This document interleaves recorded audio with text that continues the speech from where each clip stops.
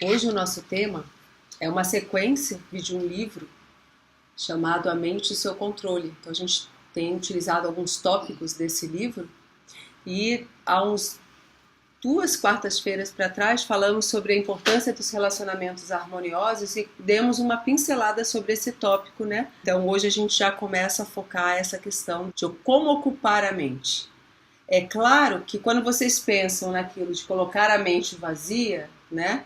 Assim, como assim ocupar a mente? Vamos fazer uma reflexão então acerca disso, acerca do que vocês ouvem, de quais são as demandas e o que acontece na realidade, né? Mas antes eu vou só relembrar uns tópicos. Quando o Swami Buddhananda, ele fala assim: aqueles que querem controlar a mente não devem armazenar maus sentimentos ou ofensas ou outros impulsos errôneos, né, em sua mente, que deva ser utilizada então para propósitos mais elevados. E aqui a gente tinha comentado que nessa frase ele já dá um direcionamento para qual ocupação saudável e qual aquela ocupação que não é saudável, o que é uma tendência das pessoas, delas ficarem presas ao que fizeram com elas ou delas ficarem presas aos seus próprios erros. Então você mantém a mente em contínua ocupação, em contínua tensão, produzindo ondas no lado mental e você não acessa as camadas mais profundas. Então quando alguém chega e pergunta por que não conhecemos a nossa verdadeira natureza? Porque estamos tão ocupados, né, com todas essas demandas externas e internas, ainda que esse interno seja num nível intermediário, não estou falando do interno profundo. E aí ele continua assim: uma mente saudável é muito mais fácil de controlar que uma mente enferma ou aflita. E aí vem o questionamento: o que seria então uma mente saudável? O que seria então uma mente doente? O que seria uma mente que não está presa nessas coisas, tipo, que me fizeram de mal, que eu fiz de mal, que consegue se desligar disso e sobra espaço para estar descobrindo a sua própria natureza. Sim, olha só, e ela colocou de uma forma que ela não está negando os fatos, nem negando que você não possa ter sentido aquela situação, mas você não fica preso ou se liberta com mais facilidade. Esse é o caminho, para você depois até não ser atingido. Mas não adianta a gente colocar aquela meta, né, o ideal, como se fosse um fato agora, sendo que a sua mente não é nem treinada. Aí você tenta entrar no estado de abstração total, sendo que você não controla nem reconhece as suas próprias emoções. Você vai parar onde? Você vai parar naquilo que a gente estuda muito aqui, em tamas. Naquele vazio da mente que, na verdade, é possuído por outras coisas. Você não tem controle sobre você. Você não tem nem percepção sobre o que se passa em você. Então, as pessoas em que predomina tamas, né, na sua mente, nas suas emoções, são pessoas facilmente manipuláveis. Porque ela não tem autonomia, ela não se posiciona, ela tem medo, os 3 gunas, que tem a ver com tudo que é da natureza, né, de prakriti, quer dizer, todo o pensamento, todo o comportamento, a própria estrutura da mente, quer dizer, do seu próprio ego, o ego com a predominância de tamas, mais ignorância, né? Ele tem um modo de se posicionar diante da vida. Um ego já com uma predominância de rajas, ele já se assume mais, ele já se coloca. Ele não é que ele também não tenha medo, mas ele tem um misto de medo e coragem, às vezes até se posiciona de uma maneira equivocada, um pouco precipitada. Quando ele já vai para um aspecto mais harmonioso, com mais sabedoria, mais tranquilidade, o que acontece? Ele já não tem mais esses medos, medo já não faz parte da natureza dele. Só que todos nós, isso aí é algo que permeia a criação. Nós temos um pouquinho de cada um, em tudo, na constituição do nosso corpo, no modo de nós processarmos a informação, de absorvermos, né, a realidade que nos cerca. E esses gunas, na verdade, eles estão sempre em movimento. Um tentando ser, vamos dizer assim, o predominante na sua natureza, tá? No seu ego, no seu comportamento.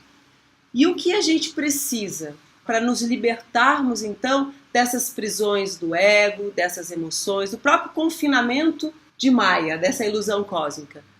Você precisa o quê para sair disso? Os três estão sob o domínio de Maia. Os três estão dentro da criação. Mas o que a gente precisa para sair disso, para se libertar? A gente precisa de mais elementos sátvicos. Lembram quando Sheila, no estudo, né, dos relacionamentos, ela comentou o que nós estamos dando em termos de alimento para a nossa mente? Se o alimento que nós damos é mais sátvico, nós estamos fazendo com que dentro da nossa natureza comece a predominar o aspecto que vai ajudar a nossa liberação. Mas não é só isso. É quase como se em tamas, se predominar em nós o aspecto tamásico, que é essa ignorância, esse egoísmo, a apatia, a preguiça, nós estamos acorrentados, de repente, num quartinho escuro e nem sabemos o que está nos acorrentando. Quando nós já começamos a ter uma predominância maior de rajas, nós já estamos fora do quartinho escuro, nós já enxergamos as nossas correntes, elas são pesadas, mas elas já não são ignoradas, mas elas ainda nos aprisionam em muito, mas a gente já tem uma certa flexibilidade, a gente consegue se movimentar, é próprio da ação, que é rajas, mas estamos presos. Quando a gente pensa no aspecto sátvico, vocês pensam que a pessoa possa estar acorrentada ainda ou não? Pode. Exatamente. Mas é uma corrente de seda. É quase como as historinhas que eles contam assim, se você condicionar um elefante a uma prisão, né, a uma corrente, se você depois trocar ou soltar a corrente, ele vai continuar paradinho onde ele estava. Porque a prisão é na mente. E esse liame, ainda que seja de seda, se ele estiver fazendo com que você acredite que é prisioneiro, continuará prisioneiro. Então veja, nós precisamos de mais aspectos sátvicos em nossa vida, que predomine isso. A nossa prática espiritual é para isso. Mas não para permanecermos nisso em forma de apego, porque o que aprisiona é o apego a um desses aspectos, porque um aspecto que a gente até conversava aqui antes sobre a beleza é também do elemento sátvico. E ele aprisiona. Se a pessoa estiver aprisionada à beleza, quando fala beleza, não é só beleza física, beleza de tudo, da natureza, uma obra de arte, que encanta, não está errado encantar. São dons da vida. Mas você não pode estar apegado, você pode desfrutar, mas não estar apegado. Senão é aquela, né, prisão de seda, né, ou de um fio de ouro, maravilhosa, mas é prisão do mesmo jeito. Né? Então, só uma reflexão inicial. Estando em Maia. Todos os gunas estão presentes. Isso, exatamente. Mas assim, Ramakrishna, ele tinha os 3 gunas também? Sim, mas a predominância dele era sáttva. Tanto que naquele livrinho que a gente tem aqui do Arati, quando vai falando dos diferentes avatares, porque veja, quando a gente fala dos diferentes avatares, a gente não está fazendo juízo de valor. Tá? Falando do papel, do propósito, né, de cada qual numa determinada época, num determinado contexto. É bom a gente entender assim. Então, se você imaginar de repente a atuação de Cristo, ela foi bem rajásica.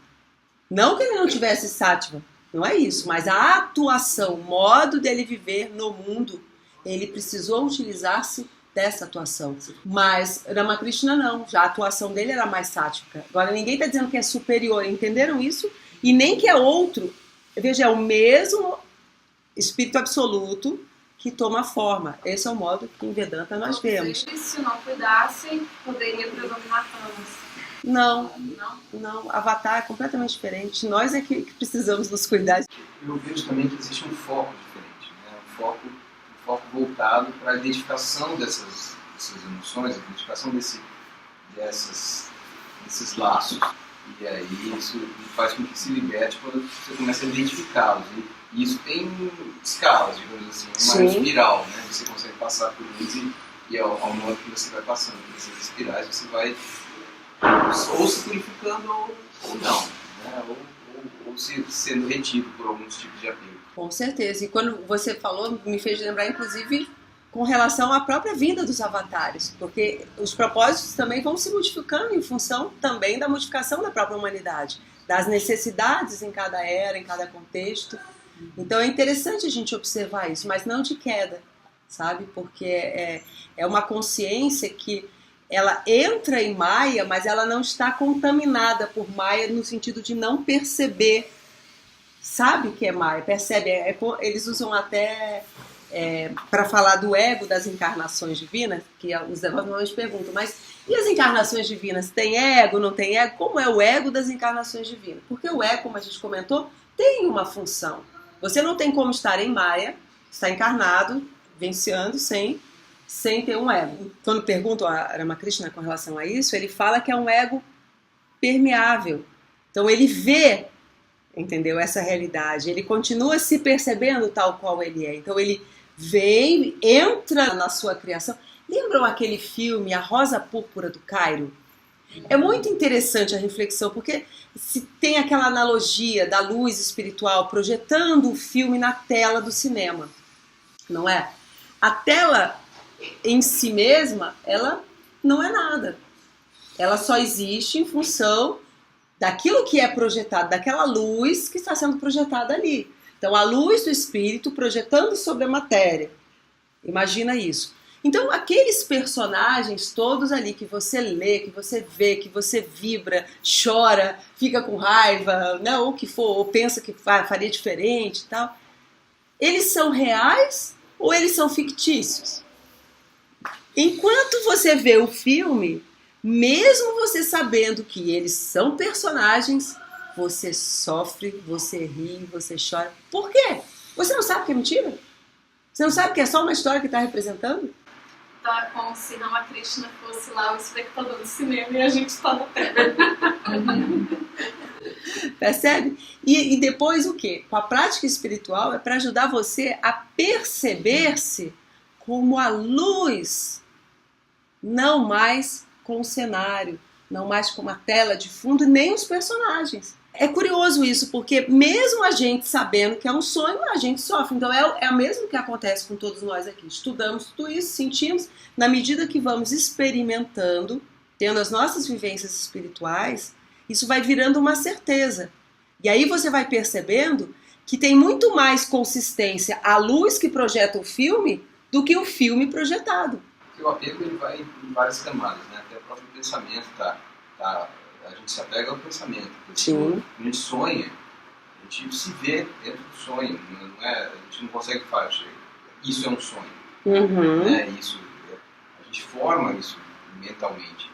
Então a gente forma a nossa personalidade através da mente também. Então existe uma interação muito grande dessa, e para se perceber distante disso é um trabalho. É um trabalho, por isso o exercício de colocar-se como observador de si mesmo, observador dos fatos da vida.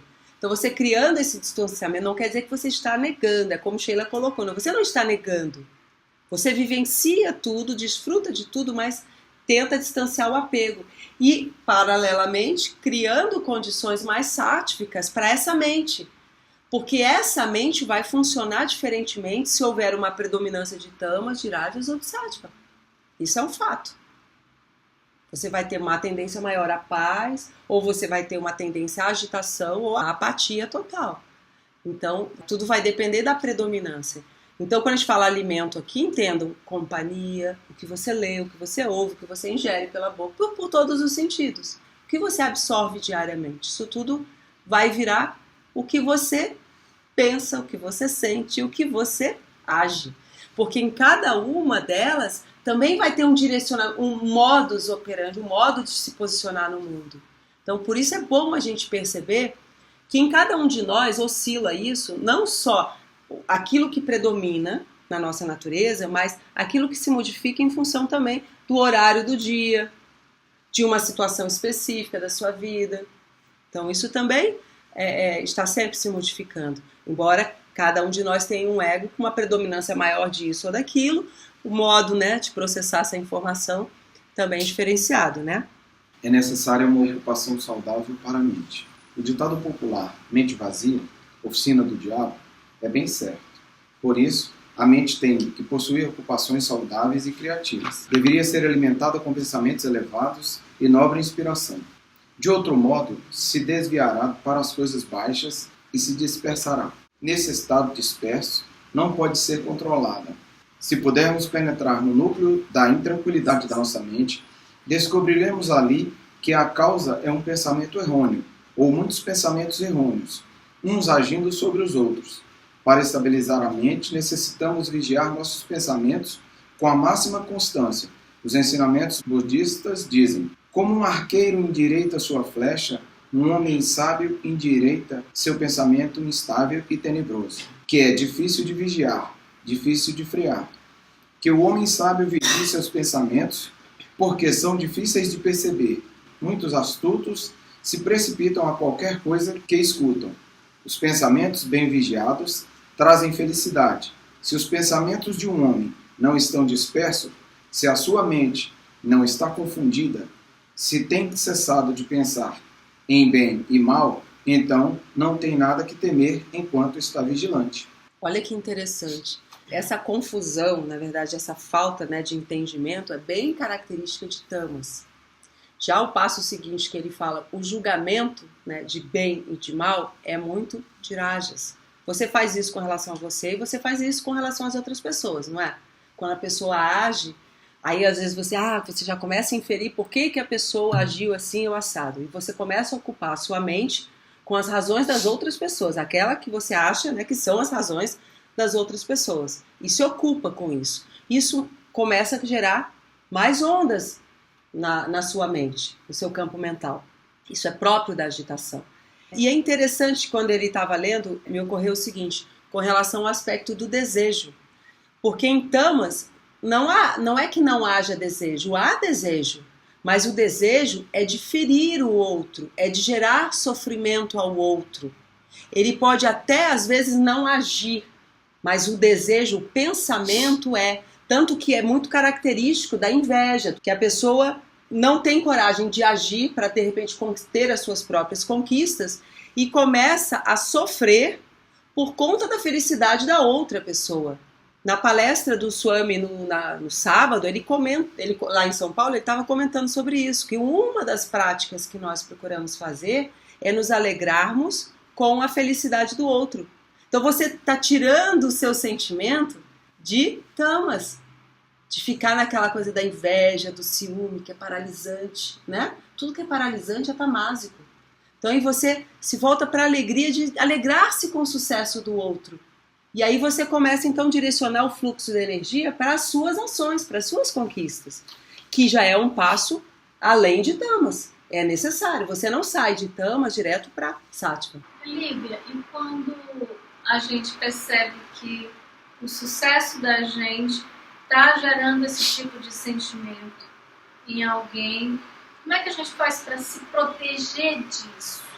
Quando a gente percebe que tem pessoas assim que convivem com a gente às vezes no trabalho, às vezes, enfim, você vai fazer uma coisa, você percebe que você resolveu algumas coisas na sua vida que aquela pessoa parece não ter resolvido, e ao invés dela, tipo, ir para a admiração, parece que vai para a inveja e fica um mal-estar, assim, um desconforto quando está na presença dessas pessoas. O que a gente deve fazer para a gente se proteger? É até bom a gente saber que dentro desse mundinho isso é inevitável. A gente vai diminuir o impacto disso sobre nós, mas que as pessoas tenham isso ou não, isso é algo que é sempre passível de acontecer. Uma das sugestões que as pessoas dão, né, é que você ore, deseje o bem para aquela pessoa e tente enxergá-la não na condição em que ela se coloca. Porque a pessoa que inveja, ela tem a questão da admiração, que é bacana, mas ela tem um lado perverso, que é como ela admira, mas sente, ela na verdade se sente, veja, ilusoriamente, né, ela está iludida, ela se sente incapaz de ser também tal qual ela admira. Então ela passa a desenvolver um sentimento de destruição para o outro, então da sabotagem. Então tem coisas que são bem evidentes, tem outras que são camufladas, tipo, a pessoa trabalha junto com você e um projeto que envolve mais pessoas e cada um tem a sua função. Aí a pessoa esquece uma coisa que era importantíssima para a sua apresentação. Aí, primeira vez, você olha assim, tá, tudo bem, pode acontecer com qualquer um de nós.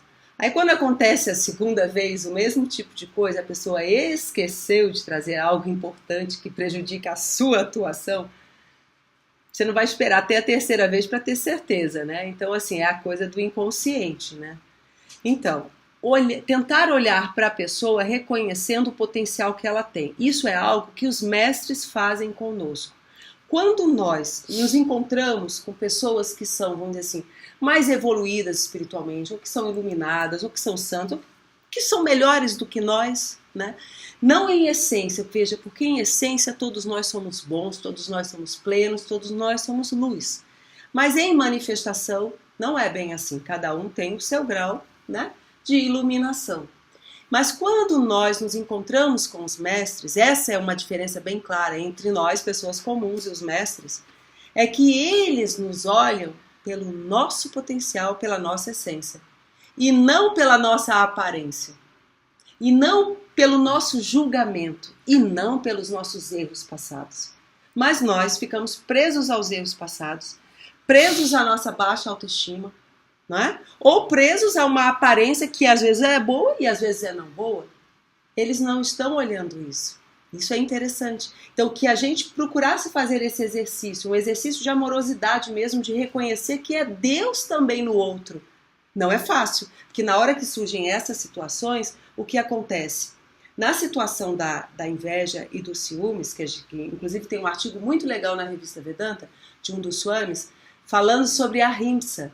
E as pessoas às vezes não associam a questão da não violência ao ciúme. Ou seja, a pessoa que sente ciúme, que sente inveja, ela pratica um ato de violência contra ela e contra o outro. Claro, todo ato de violência contra o outro é contra si mesmo também, né? Então é interessante quando a gente faz essa reflexão.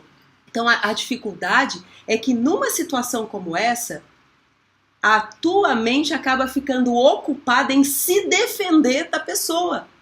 Olha aí, já desviando você do teu foco espiritual. Então, um dos pontos é não ir na corrente que o outro está te indicando.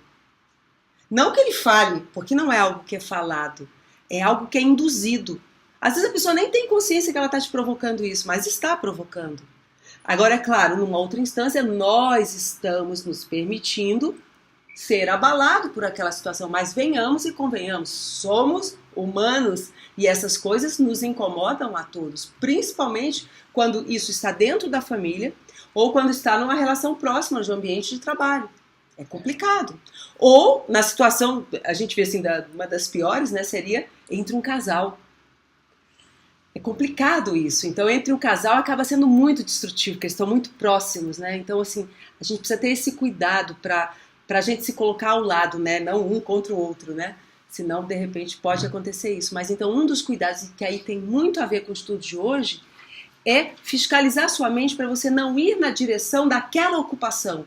Porque a inveja do outro ocupa sua mente. Ou não. Entender que o processo é do outro, né? Não sei. Exatamente. Separar. Aí a ideia de você voltar a observar, olhar, né? Ter o olhar atento como observador. Porque na hora que você sente aquela emoção daquela pessoa que te sabota, que te inveja, que você vê que a pessoa está sempre pronta para descobrir alguma coisa para te botar para baixo, para tentar puxar a cordinha, para minar, né, às vezes teus sonhos, né? Então você fica armado, você começa a dar mais crédito nas fraquezas do que no teu próprio potencial. Aí você começa a despertar um sentimento de insegurança, que é bem rajas e tamas ali, que tem, né, o aspecto do medo. Veja, não é uma situação isolada e nunca com uma fórmula pronta, mágica. É sempre um complexo de coisas que você vai fazendo aqui e ali para ir se ajustando, para poder, primeiro, reconhecer que isso acontece, depois sobreviver a isso, depois viver bem, apesar disso, que é o que a gente procura, né? Para chegar a um estado de equanimidade em que você possa olhar para o outro, quer ele te ame ou te odeie, quer ele te inveje ou não, quer ele seja indiferente a você, olhar com a mesma naturalidade. Então esse é o ideal. Não é ainda o nosso estágio, mas esse é o que a gente busca, né? Então, para ver como é complexo, né? Isso tem a ver com conexão, né? Você, de eu me conectar ou não com isso. Porque Sim. quando conecta, aí fica realmente preso e só pensa nisso, só elabora as coisas sobre isso. Então, é uma escolha mais consciente. Eu quero me conectar com isso ou eu não quero me conectar com isso, fazer ligação.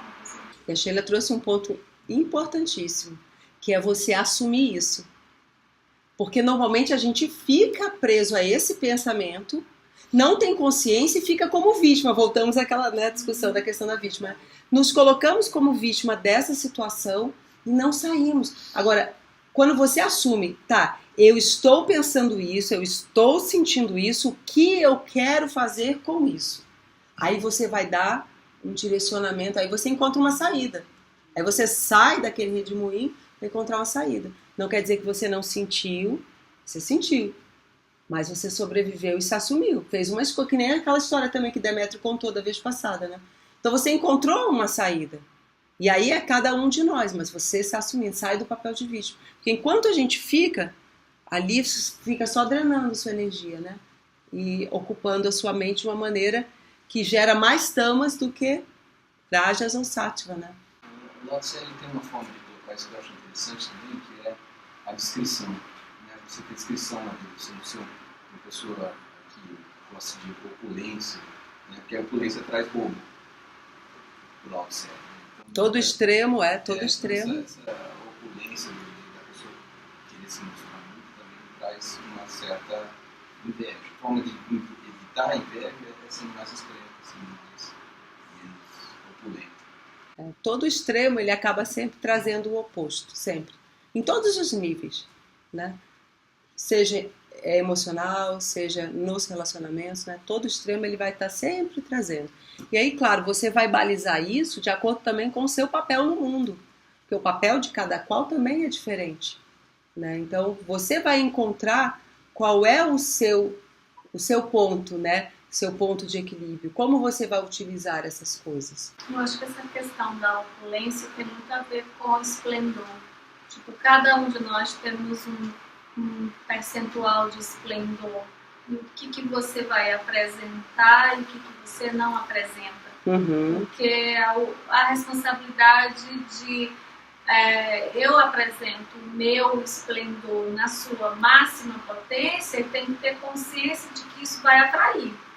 Que é bacana e o que não é. Bacana. Exatamente. Então, em que medida você consegue bancar aquilo que você vai atrair?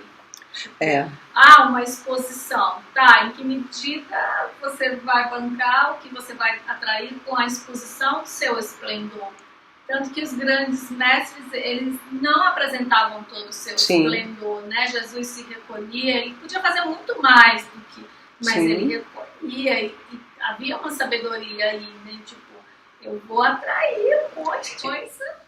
E a adequação, onde você vai utilizar e qual é o propósito. Porque é aquela coisa, você usar esses dons ou esse esplendor para atrair sobre o seu ego, isso é ignorância, é próprio da ignorância, né? Vai gerar mais sofrimento.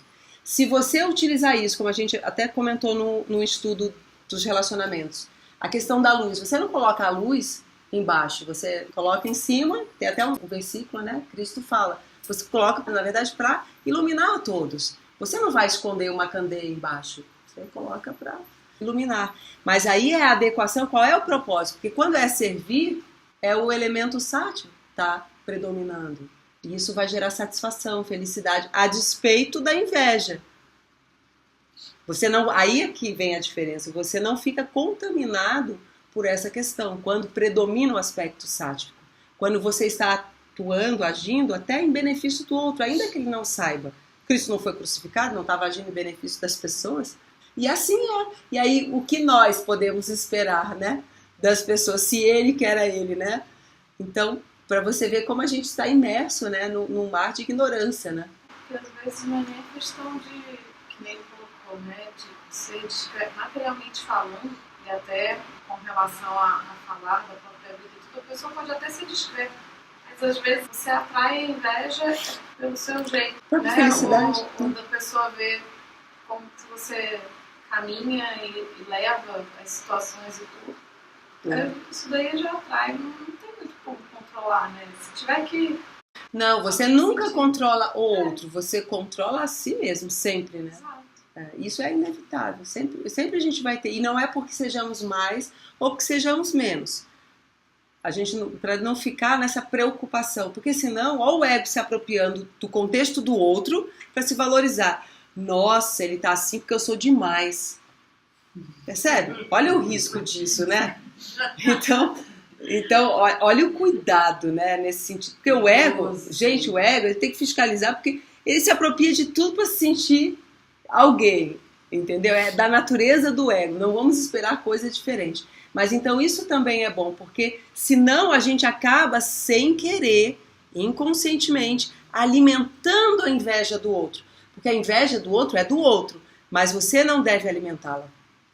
E às vezes, até que ele comentou, às vezes há um exibicionismozinho sórdido para fazer o outro se sentir menos. Sabem que existe isso, né?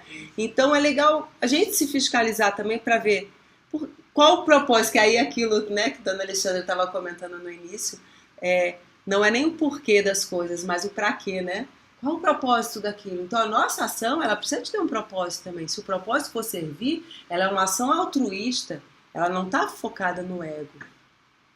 Então aí está predominando o elemento sático. Interessante, fazendo uma pausa aqui, quando os Swamis estiveram aqui para o lançamento do livro, eu me lembro que a gente estava passeando com eles na cidade, o Swami comentou alguma coisa, né, da gente organizando tudo e fazendo as coisas assim. Eu falei assim, Swami, mas é muito raja, né, e tal, isso não é muito bom para os senhores, né, para os monges, né, a gente quer sempre proporcionar algo mais sático, né. Aqui a nossa ideia não é só chegar, vamos utilizar, sentir, né, o que eles trazem de sátiva, não, a gente quer proporcionar um espaço mais sático também para eles se sentirem, né, mais à vontade, se sentirem em casa, né, modo de dizer, né. Aí o Swami virou para mim e falou assim, não, corrigindo, que aquilo não era rajas. Porque a gente pensa que às vezes o fato de você estar aqui organizando, arrumando, Karma Yoga que nós fizemos aquele dia que foi super divertido, né? Às vezes a gente pensa porque a gente associa logo a ação, mas não é só a ação que vai determinar o guna, é a motivação. Quando a motivação é servir, quem é que está agindo através de você? É o ser interior. É diferente, né? Lindo, né? No não que ele falou, ele não precisou nem dizer o que era, ele já deixou bem claro o que era. Então, cortou, porque ele estava assim, satisfeito e compartilhando com o outro Swami sobre o nosso movimento aqui no grupo, né? Estava tão evidente que houve um movimento, né? Ao entrar, a gente já percebia que recebeu atenção, recebeu carinho, o cuidado, né? Recebeu o cuidado e fruto de um coletivo. De um coletivo, muito bacana. E eles comentaram, então, e não era rajas. E é interessante, olha só, aqui em termos de resultado, isso é algo que uma vez o próprio Swami Nirmalatmananda, né, deixou bem claro pra gente, que quando predomina tamas, o resultado vai sempre gerar sofrimento. Quando predomina rajas, vai gerar um misto, né, de satisfação e sofrimento, natural, bem típico da vida, né? Quando predomina sátiva, dá a felicidade, dá a satisfação. Você se sente pleno com aquilo que você faz. Independente de ficar preso aos resultados externos. A gente está falando aí do resultado interno, tá? A palavra o que quer dizer sátiva? Cada um desses aqui está representando uma tendência, tá? Então, esses gunas, na verdade, são tendências. Tendência à inação, tendência à ação, tendência à harmonia, tendência ao equilíbrio. A gente até comentava aqui, né, com relação ao Ayurveda também, trazendo um pouquinho aqui. Cada um deles tem elementos diferenciados. Então, se você pega tamas tem o elemento terra envolvido e ele tem o elemento água envolvido também. Quando você pega o outro, você pega rajas, você tem o elemento fogo e você tem o elemento ar. E é interessante que quando a gente começa a colocar a coisa dessa forma, você começa a se entender melhor, né? Entender o que está predominando naquele contexto. E como, às vezes, você precisa do elemento tamásico, dessa tendência, então, ao aterramento, né? Para te dar base. Por incrível que pareça, porque se você ficar muito no elemento sático, né? O sat tem a ver também com esse ser, você fica muito no etéreo, né? O elemento éter, né? Na verdade, né? Então, você precisa, para ter consistência, até para atuar aqui no mundo, de um equilíbrio desses elementos. Por isso o cuidado também da alimentação, até a alimentação que equilibra os 3 doshas, né? Para te manter, pelo menos, não tão dominado por um, né, desses 2, principalmente rajas ou tamas, né? Mas nunca também para a gente olhar essas tendências com um juízo crítico sobre nós, com um juízo de valor. Porque se tem um momento de depressão, que é bem característico de tamas, da predominância de tamas, o que acontece com a gente no momento desse? Você acaba se julgando, além de julgar as outras pessoas ou os fatos que aconteceram com você, você se julga por estar tamasa. Então, ao invés de se julgar, se você pudesse se acolher, se aceitar e dormir num dado momento e depois tomar alguma atitude que pudesse levar você a rajas para depois levar a sáttva, então o que acontece? A pessoa às vezes está com tamas, mas ela já ouviu falar da meditação, ou então ela medita. Ela quer, no momento que tamas está predominando, meditar. Se ela não for muito adiantada na meditação, ela não vai conseguir meditar e ela vai aprofundar o estado depressivo. Uma tristeza profunda, sabe? Ou a própria depressão, que não é a mesma coisa que tristeza. Então, é até bom a gente tomar cuidado com relação a isso, sabe? Para que a gente possa primeiro modificar um pouco esse estado, para daí depois meditar e levar a tua mente para um estado superior. Senão você não alcança o ser. Diga, Luiz. A correta introspecção revela que a inadvertência está na raiz de muitas de nossas turbulências mentais.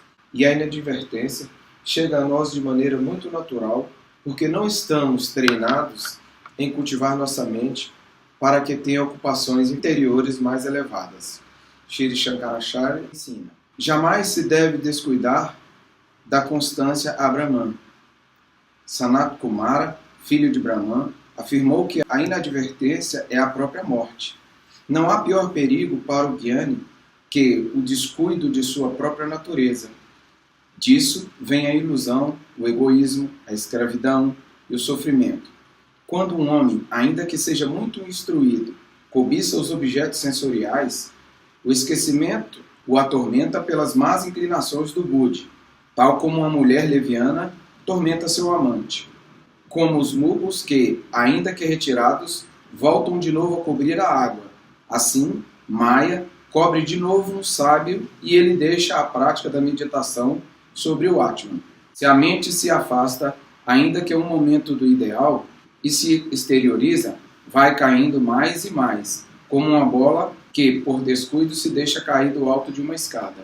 O constante cultivo da consciência sobre o mais alto objetivo da vida, o Espírito Supremo, é um método potente para estabilizar a mente. De fato, quando praticamos a disciplina, obtemos mais benefícios de outras práticas. Outra ocupação saudável da mente não tem que ser necessariamente monótona. Se assim fosse, se tornaria um trabalho penoso e doentio. Pode haver uma renovada variedade de práticas para se escolher, que assegure a ocupação saudável da mente. Aqui ele mostra que não é para você necessariamente já buscar o vazio. Ao contrário, olha o risco do vazio. Porque esse vazio, quando você não tem controle sobre essas emoções, quando você não tem conhecimento de si mesmo, quem é que na verdade vai utilizar daquela força, daquele potencial? Às vezes a gente não para pensar nisso. Se a gente pegar algumas ideias, né, pegar até Foucault, falar que não há vácuos de poder, isso também se aplica à nossa mente. Se você deixa a mente vazia, algum poder tá atuando sobre ele. Então você fica mais vulnerável. Então essa vigilância, você percebe isso tanto no cristianismo, quanto no budismo, quanto no hinduísmo, esse cuidado com relação à vigilância. De você ter consciência de onde você está, do que você está fazendo, qual é o seu foco, manter o foco. Uma das nossas práticas é procurar manter o foco interior, manter a nossa, vamos dizer, identidade com o espírito, ainda que ela não seja totalmente como a gente gostaria, mas fruto das experiências de cada qual, já vão dando a você essa percepção, porque uma situação vai tirando você do centro. Quando você está consciente de que saiu do centro, facilmente você retorna a ele. Se você não estiver consciente, você saiu do centro. Então o invejoso chegou, tirou você do centro. Tirado do centro, você fica mais frágil, mais vulnerável às outras influências. Aí, a partir disso, você começa a ir na direção que aquela pessoa está mobilizando você para se defender disso ou daquilo. Já perdeu os seus propósitos, ó. Já perdeu. Está indo naquela direção. Aí, de repente, vem uma outra situação. Você já até esqueceu aqui. Para você fazer o caminho de volta, acaba demorando um pouquinho mais. Porque não que necessariamente tenha que ser demorado, não é isso não. Que para a consciência é a mesma coisa. Acendeu a luz, acendeu a luz. Mas o problema é o tempo que a gente demora para desejar acender a luz. E realmente ver que, de repente, aquela escuridão não era nada. Era só a nossa mente produzindo N fantasmas. Então, a demora não é na luz em si, mas é em você tomar a decisão, né? A escolha de ir lá e acender a luz. De ir lá e retomar. Fazer esse caminho de volta. Opa, o que é meu, o que é do outro? Só isso já te dá um alívio de você separar isso. Claro, veja, isso é um pensamento bem dualista. Claro, está dentro da dualidade. Por isso que é bom a gente colocar, né, cada pensamento na sua devida instância. No outro sentido maior, ok, é uma unidade. Mas nesse sentido que falamos aqui não é. E é importante a gente fazer essa distinção. Senão a gente faz uma mistura simbiótica com as pessoas, com as coisas, com as situações e acha que está ficando espiritualizado. Ah, eu estou vivendo a unidade. Então isso é ilusão também. Tem uma coisa também que é um risco, que demanda vigilância, que é assim, também a gente fica no centro e não participa do que está acontecendo, pode, não sei, passar uma mensagem de alienação. Nós, por exemplo, estamos vivendo no Brasil, o problema nos últimos dias foi terrível, né? A gente foi bombardeado de 300 milhões de informação que tem uma tendência muito grande de sair do centro, mas também ficar no centro e não se manifestar onde é possível é um pouco estranho, porque é como se a gente não estivesse fazendo parte disso. Agora, o Swami Jitananda, quando esteve a última vez aqui, ele falou uma coisa muito interessante sobre faz o que precisa ser feito, larga e volta. Isso. Porque o que parece que é o gancho e que prende vai lá, faz o que precisa ser feito ou diz o que precisa ser dito, principalmente nos grupos da família, de WhatsApp. E volta. E larga aquilo, e não fica naquilo, e solta, entende? Não precisa ficar grudado aquilo. Agora também vê absurdos sendo falado e você fica calada porque eu não vou sair do meu centro. Mas aí não é isso não, essa ideia não é bem essa não, porque senão a gente cai em tamas. Porque aí cai na omissão, não é isso não. Quando a gente fala estar no centro... Você detém um pouco mais de informação e você não socializa essa informação. Não, aí isso é tamas, Você toma de conta de tudo e... Não, isso não é isso não. Da seguinte forma, eu concordo, mas é aquela questão também do equilíbrio, que o Swami Jitananda falou, né? Faz a ação correta e volta. Faz o que precisa ser feito. Fazer o que precisa. Mas aí é de acordo com o seu ser, dentro da sua motivação. Não que isso tenha que atender a expectativa de alguém, de que aquilo simbolize uma omissão ou não. Claro. Né? Assim, a própria pessoa vai saber se ela é omissa ou não. Se a ação for adequada... Não significa que a ação que ela faça não vai parecer omissão para outra pessoa. não tem que estar preso ao julgamento do outro. Então, assim, tem essa questão também. Porque quando a gente fala assim, faz o que precisa, é a ação adequada. Adequada Pro contexto. Pra você, mas pode não Não, ser pro pra contexto. Não é o que a pessoa vai pensar. O adequado é que nem o campo de batalha. Se você pegar lá no Bhagavad Gita, campo de batalha, o que Krishna provoca a Arjuna? Para que ele agisse, para que ele lutasse, porque aquela era a ação adequada. Mas se tivesse um espiritualista moderno, não praticante efetivamente, mas só teórico, ia falar assim, não, porque a gente tem que orar pelos nossos irmãos, e a gente tem que ficar zen, paz e amor e tal. E tá todo mundo morrendo e matando lá. Ok, Krishna fala, ok, ninguém mata nem ninguém morre, ok, mas você tem que ir lá e lutar. Porque existe um papel. Porque existe um papel. Então a gente acaba se iludindo. Então, assim, o estar no centro é mais uma referência da sua consciência.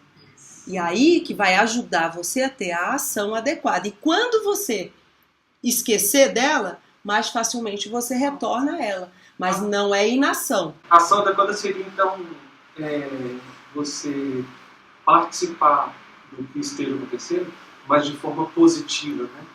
Que você dê a sua participação, mas que faça com que ela seja motivo para o bem.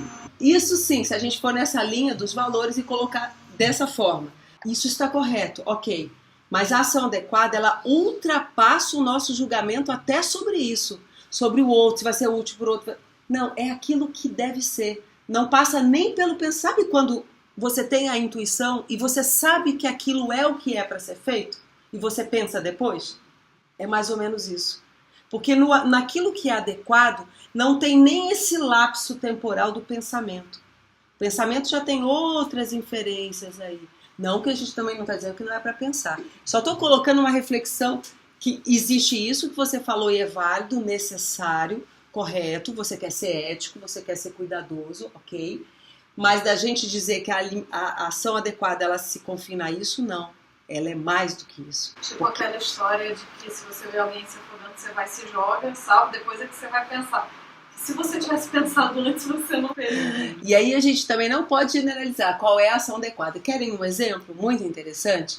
Tem um episódio na vida de Sri Ramakrishna que discípulos estavam no barco indo lá para encontrá-lo, né? E aí um chega lá muito queixoso, muito chateado, porque ele estava no barco e as pessoas estavam falando mal de Sri Ramakrishna, né? Aí Sri Ramakrishna vira e pergunta para ele o que foi que ele fez. Então, o que você falou? Ouviu tudo aquilo? Falar de seu mestre e você não fez nada? Ficou calado? E ele ficou se sentindo mal porque ele não teve coragem de tomar uma atitude, né? Defender o próprio mestre, né? Aí você pensa assim, puxa, mas Sri Ramakrishna, um avatar, precisa disso? Precisa de que o outro defenda e tal? Não, não é Sri Ramakrishna que precisa, quem precisava era o outro, porque era covarde, né? Mas tinha um outro discípulo que ouviu tudo aquilo e se posicionou, e foi e defendeu o mestre, falar isso e aquilo e tal. Aí o mestre chega e vai conversar com esse discípulo. Escuta aqui, tá pensando que eu preciso que você me defenda? Tipo assim, você tem que viver em paz, tem que, né, entender o outro, releva, né? Aí você olha assim, poxa, mas como? Em situações semelhantes, Sri Ramakrishna teve uma conduta completamente diferente. Isso é a ação adequada. Porque o Sri Ramakrishna não está preocupado no seu julgamento, nem dos discípulos. Ele está preocupado naquilo que vai ser benéfico, aí vem o benéfico, né, que você falou, benéfico para aquela pessoa. E para uma pessoa é você engendrar coragem. Na outra é falar para ela, sossega, menos, fique em paz, deixa passar. Olha só. Equilíbrio, né, de ação. Por isso que você estava falando assim, na parte, né, justamente essa hora, a não ação é a ação. Sim. Né? Isso aí tem uma parte que fala bem fortemente sobre isso. Né? E essa não ação, quando não é bem feita, também está errada. Então, a ação também não bem feita. Então é justamente isso. Né? Tanto a ação como a não ação podem estar erradas se você não estiver equilibrado. Exatamente. Se não estiver em sintonia, né? Olha que interessante. Shri Krishna ensina, né? A caridade, a execução dos próprios deveres, o cumprimento de votos gerais e particulares, o estudo das escrituras, os atos meritórios e outros trabalhos, todos estes culminam no controle da mente. O controle da mente é o yoga mais elevado. Então, olha só, não adianta a gente tentar colocar a mente vazia, né? Ah, porque eu não quero pensar, eu tenho que aprender a não pensar. Então vamos, primeiro, reconhecer a qualidade dos nossos pensamentos, depois reduzir a quantidade de pensamentos e modificar a natureza deles. E depois começar a ter um foco único. Para daí você transcender o nível do pensamento. Ok, aí você atinge um outro nível de vazio, que é o vazio dessas ondas, desses desejos que acabam gerando outras ondas mentais. Então, uma prática espiritual que acaba ajudando muito é a prática do mantra. A repetição do mantra, que ela pode ser em qualquer momento, em qualquer horário, quer que você esteja fazendo, ela ajuda você a manter-se em sintonia. trazendo o elemento sático para você, na medida que vai trabalhando várias camadas, como ele estava falando, né? Você tem várias instâncias, então vai trabalhando isso em vários níveis, vai eliminando, modificando essas tendências que a gente tem ali, né? E que a gente às vezes nem percebe. E aqui uma das historinhas até que a gente ia trazer, de Sri Ramakrishna, quando ele fala da perseverança, de você continuar, na verdade, na sua prática, a despeito de você não ter o resultado imediato que você queria. Porque o devoto, ele é muito ansioso, né? Ele chega para meditar, ele já quer a iluminação, ele já quer, né, todas as graças, né? E não é bem assim, não, e às vezes ele não tem essa perseverança de continuar fazendo a sua prática a despeito do aparente não resultado. Porque tudo aquilo que você está fazendo já está causando, já está modificando. Você pode não estar percebendo, mas aquilo vem, lá na frente vem. Né? A gente sempre comenta isso, né? Então é essa perseverança de você continuar. E aí tem um trechinho do Raja Yoga falando aqui dos gunas. O Swami Vivekananda fala aqui do lago da mente, né? Fala dos vritis, né? Que são essas ondas, essa agitação. Aí ele fala assim, não podemos ver o fundo de um lago porque a superfície está coberta de ondulações. Só podemos ter um vislumbre do fundo quando as ondulações se aquietam e a água está calma. Aí, ó, por isso precisamos do elemento sático, né? E aí ele fala assim, se a água estiver lamacenta, tamas. Se estiver agitada o tempo todo, rajas, né? Não veremos também o fundo. Se estiver clara e sem ondas, sátiva, o veremos. O fundo do lago é o nosso próprio ser. O lago é Chitta, que é esse estofo mental, né? E as ondas são os vritis, essas modulações. Aqui também a mente existe em 3 estados, um dos quais é trevas, chamado tamas, encontrado nos brutos e nos tolos, como predominância, tá, gente? Age apenas para ferir. Nenhum outro tipo de ideia chega a esse estado mental. Por exemplo, a pessoa que ela pode ter inveja tanto predominando tamas quanto rajas. Só que em tamas ela vai querer destruir o outro. Em rajas, nem tanto. Sabe aquela sabotagenzinha, mas tem a admiração, tem a amizade, mas, sabe, cria aquele desconforto, mas ela está tentando também, de repente, buscar pelos seus próprios méritos, né? Então, só para ver que já é um movimento superior, né? E aqui ele fala assim, o segundo estado é o estado mental ativo, rajas, cuja motivação principal está no poder, no desfrute. Serei poderoso e comandarei os outros, né? O ego adora essas questões, né? O ego já com a predominância de tamas, não, é se Deus quiser, ou então a culpa é dos outros, né? Então, como Deus não quis, ele ficou quietinho e não fez nada, né? Já um ego com predominância de sátiva é se Deus quiser, e ele faz. Ele está em sintonia com a vontade maior, né? Em harmonia, inclusive, com todos os seres, né? Aí ele fala assim, há ainda o estado denominado sáttva, que é a serenidade, a calma, no qual cessam as ondas e a água do lago, mente, se torna cristalina. Não é um estado inativo, ao contrário, é incessantemente ativo. Ser calmo é a maior manifestação de poder. É fácil ser ativo. Solte as rédeas e os cavalos dispararão com você. Qualquer um pode fazer isso, mas o homem forte é aquele que consegue deter os cavalos desenfreados. Então é a nossa ira, nossa raiva. Todos nós temos tudo isso, inclusive é bíblico também, né? Irai-vos, mas não pequeis. E no próprio Bhagavad Gita ele também fala sobre essa questão da ira. Então é humano sentir isso, mas você não precisa seguir nessa direção. E aí a gente volta a lembrar que a gente precisa de treino também para ter esse autocontrole, porque as pessoas sabem na teoria e acham que então vai chegar lá, vai domar os cavalos logo de uma vez. Não, não é. É um treinamento. E também no início é a fração de segundos que vai determinar se você vai conseguir, né, conduzir ou ser conduzido por eles, né?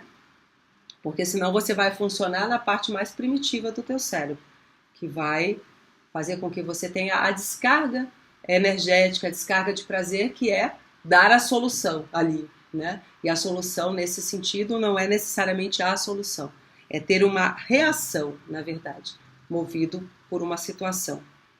que não é o mais adequado, né? Então ali você entra nesse modo de funcionamento da sua mente, né, do seu cérebro. O que acontece? Você não tem escolha, você é puro instinto. Você ali não funciona mais no aspecto moral, que dirá o espiritual, que é mais refinado, que é mais sutil. Por isso, o estar centrado. Você vive, você age, mas você está centrado. Está sempre procurando voltar para o centro. Então, o centro não é uma prisão que nos isola, porque se for, não é benéfico, é tamas, né? Que aí é aquilo que Sheila estava alertando. Porque muita gente usa essa ideia do centro para dizer assim, não, eu estou, mas ela está em si mesmada, né? Ou então está ali cultuando o seu próprio egoísmo, né? A título de dizer que é da cultura da paz, né? Mas também não faz nada. Por quê? Porque também desagradar, dizer uma palavra, como Sheila colocou, às vezes você vai fazer o que é correto, não é o que vai ser agradável. Porque se a gente estiver preocupado em ser agradável, se essa for a preocupação, você não está preocupando com o outro, você está preocupando com o seu ego, com o retorno disso. Porque quando você é agradável, ou seja, você fala o que vai agradar os outros, as pessoas vão ter mais simpatia para você. Quando você desagrada, as pessoas te hostilizam, vão te excluir. A gente gosta disso? Não. Mas livre é o homem que não se preocupa com isso, né? Que faz o que deve ser feito, independente de se ele vai ser elogiado ou não. Fácil isso? Não, mas a gente sabe que é o ideal. Então a gente procura cada vez estar mais livre das expectativas das pessoas e fazer aquilo que é. Que as pessoas vão nos compreender? Não, compreenderam a Cristo, vai querer que te compreenda? Não espere muito, né? Melhor não esperar nada, né? Mas também não é aquela postura, não espero nada de ninguém. Sabe aquela coisa assim que você está depreciando as pessoas? Que não espera nada de ninguém? Não é isso, é uma coisa amorosa, de você não ficar preso a isso. Que é bem o que Cristo fala, né? Para perdoar, porque as pessoas não sabem o que fazem, né? Nós, né? Não sabemos o que fazemos, né? Então, naturalmente, os outros também, né? Aí ele continua aqui. Então, o que requer mais força? Soltar ou refrear? O homem calmo não é aquele que é apático. Você não deve confundir sattva com apatia ou preguiça. E a gente colocaria aqui até um outro, que ele às vezes fala em outros textos, né? Covardia. Covardia também. Porque muita gente não age por covardia, né? Covardia não tem nada a ver com ahimsa. Muito pelo contrário, e Gandhi deixa bem claro isso, que um covarde jamais, né, será um praticante de ahimsa. O homem calmo, então, é aquele que controla as ondas mentais. Então, a nossa prática espiritual é para que leve a gente a mais facilmente controlarmos as nossas ondas mentais, até o ponto de serenarmos e podermos desfrutar da nossa verdadeira natureza. E aí ele termina aqui dizendo: a atividade é a manifestação da força interior e a calma da superior. Então você não sai de tamas direto para sattva. Você precisa da atividade. Então olha o que ele fala: a atividade é a manifestação de uma força, de um poder. E ele é necessário. E aí ele fala assim, mas a calma já é um poder de uma outra instância, um nível superior. Então não adianta a gente negar, porque a gente quer o outro, a gente quer sempre o superior, né? Lógico, é bom ter essa ambição espiritual. Mas não vamos negar o caminho é esse, então a gente precisa passar por essa trajetória, né? E aqui então, para a gente meditar, ele fala assim, no Bhagavad Gita, Krishna fala: aqueles que se desencarnam, quando neles arde o fogo do amor divino, iluminados pela luz do verdadeiro conhecimento, que distribui o sol da sabedoria, conhecem o Espírito Supremo e com ele se unem. Esses não são obrigados a renascer. Mas para você chegar nesse ponto, isso quer dizer o quê? Você precisa estar ali com o seu fogo da devoção, da sua prática espiritual diariamente aceso. Porque se ele apagar e você só ficar pensando, porque então na hora da morte, se eu me lembrar, se eu tiver essa devoção, na hora da morte você vai pensar na dor, você vai pensar nos que ficaram, você vai pensar nos seus bens, você, eu esqueci de fazer o testamento, não sei o que, eu guardei uma coisa, a pessoa nem vai saber, eu esqueci de pagar, eu esqueci. São os nossos apegos. Então, se a gente sempre voltar para o centro, fica mais fácil de, numa hora extremada, você se libertar dessas coisas e pensar naquilo que é essencial. Mas se você não faz um treinamento diário, como é que você pode esperar? E veja, essa hora pode chegar para nós a qualquer momento. A gente não sabe. Então o ideal é que a gente pudesse sempre estar numa prática que é a recordação do Senhor. E que vários santos, tanto do hinduísmo, do cristianismo, né, falam da prática da presença de Deus. Então, o mantra é uma prática, né, da presença de Deus. Então, você repetir, né, tá ali fazendo a prática, né, do japa, conscientemente, porque também não é fazendo que nem o Swami fala, né, falou no treinamento, tem ali no livrinho, né, que a pessoa tá repetindo o mantra e tá lá vendendo coisa, contando, pensando em dinheiro e não sei, mas tá repetindo o mantra. Entendeu? Isso em qualquer tradição, né, que usa às vezes um rosário, né, um mal. Então, é a coerência também, né? Lembram que a gente falava sobre a questão da veracidade, Satya? Satya não é só você não mentir para o outro, é não mentir para você mesmo. Se você está aqui, ó, fazendo né, a sua repetição de mantra, o seu japa, e está lá contando outras coisas, e quer dizer, você está mentindo para si mesmo. Você está falhando em Satya. Está deixando de ser coerente. Está deixando de convergir a sua energia para o seu propósito, né? Então, não produz resultado. Então, isso aí não aquece, não é um fogo que aquece. Veja, isso não aquece a nós humanos, né? Se você estiver num relacionamento, tá falando com a pessoa está o tempo todo lá no WhatsApp, conversando com outra pessoa, aí você fica esperando, não, acho que é uma coisa importante. Aí, daí a pouco, você continua, e continua, e continua. Quer dizer, você vai ter a plena convicção que não, você que não é importante, né? Mais importante é ali o aplicativo, né? Entende? Então, imagina, na via espiritual a mesma coisa. Então, é o tempo, é a energia que você investe no seu propósito, na sua busca.